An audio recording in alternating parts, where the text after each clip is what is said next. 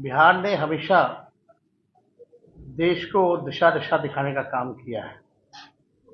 और हम लोगों की शुरू से ही मांग रही है, माननीय मुख्यमंत्री जी की, हम सब लोगों की रही थी कि देश भर में जातीय जनगणना होनी चाहिए।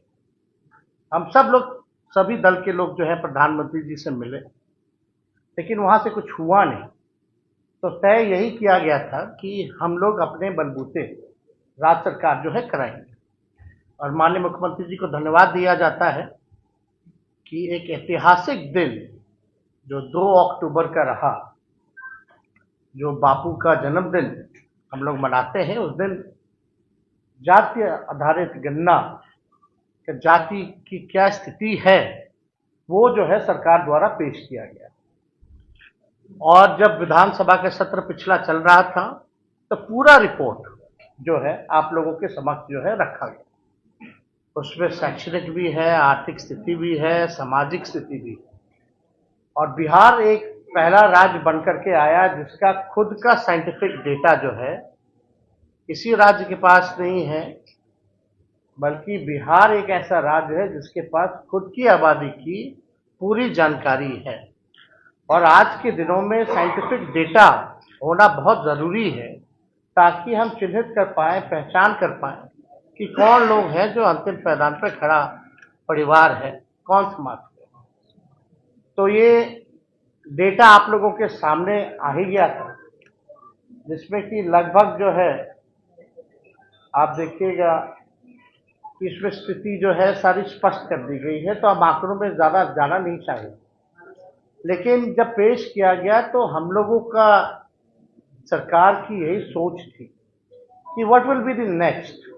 अगला हम क्या करेंगे। तो हम तो शुरू से कहते रहे हैं कि ये जो महागठबंधन की सरकार नीतीश जी के नेतृत्व में बनी है, ये गरीबों की सरकार है और सामाजिक न्याय के साथ साथ आर्थिक न्याय देने वाली सरकार है। बताए कई ऐसे मामले हैं जिनको शेड्यूल 9 में जो है वो किया गया, रखा गया है। तो हम लोगों ने यही रिकमेंड किया है कि भारत सरकार जो है, जो आरक्षण की सीमाएं हम लोगों ने बढ़ाई है, उसको शेड्यूल 9 में जो है रखा जाए। और इससे पहले भी एक राज्य जो है तमिलनाडु, उनका भी जो है पहले से 69% था, उसको भी शेड्यूल 9 में रखा गया है। तो हम लोग तो यही अब इंतजार में है कि अविलंब भारत सरकार ना सोचे ना समझे, क्योंकि आपके दल के सभी लोगों ने यहां सहमति जताई है और आपके दल के लोगों का तो कहना है कि और भी बढ़ा दे सरकार, तो उसमें भी साथ देंगे। तो कम से कम बिना सोचे और विलंब जो है इसको शेड्यूल 9 में रखा जाए। और दूसरी बात, जहां 2.5 लाख करोड़, जैसे वित्त मंत्री जी ने, हम लोगों ने बताया, भूमिहीन को भूमि देना, गरीबों का घर बनवाना, लोगों के रोजगार में मदद करना, तो लगभग 2.5 लाख करोड़ का जो अतिरिक्त हम लोगों पर भार है वो किया जाए। हालांकि मुख्यमंत्री जी ने स्पष्ट ये विधानसभा में कर दिया था कि 5 साल तो लगेगा, लेकिन अगर भारत सरकार अगर विशेष मदद कर दे, विशेष राज्य का दर्जा दे दे,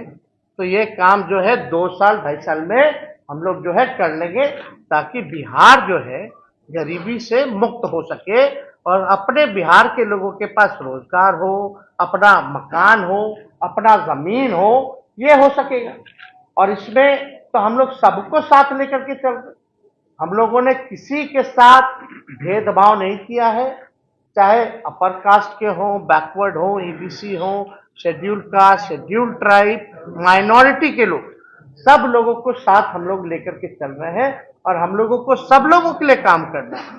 जो back bencher of the society है, जो गरीब परिवार है, उनको मुख्य धारा में हम लोगों को लाने का यही लक्ष्य है। तो इसलिए कल एक ऐतिहासिक हम लोगों ने निर्णय लिया कि भारत सरकार को हम लोगों ने रिकमेंड किया है कि भाई 2 चीजों का,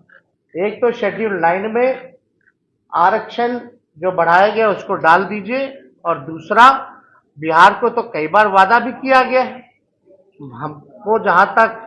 याद है कि प्रधानमंत्री जी ने भी चुनाव के दौरान उससे पहले भी कई बार कहा है कि बिहार को जो है विशेष राज्य का दर्जा वो दिलाएंगे।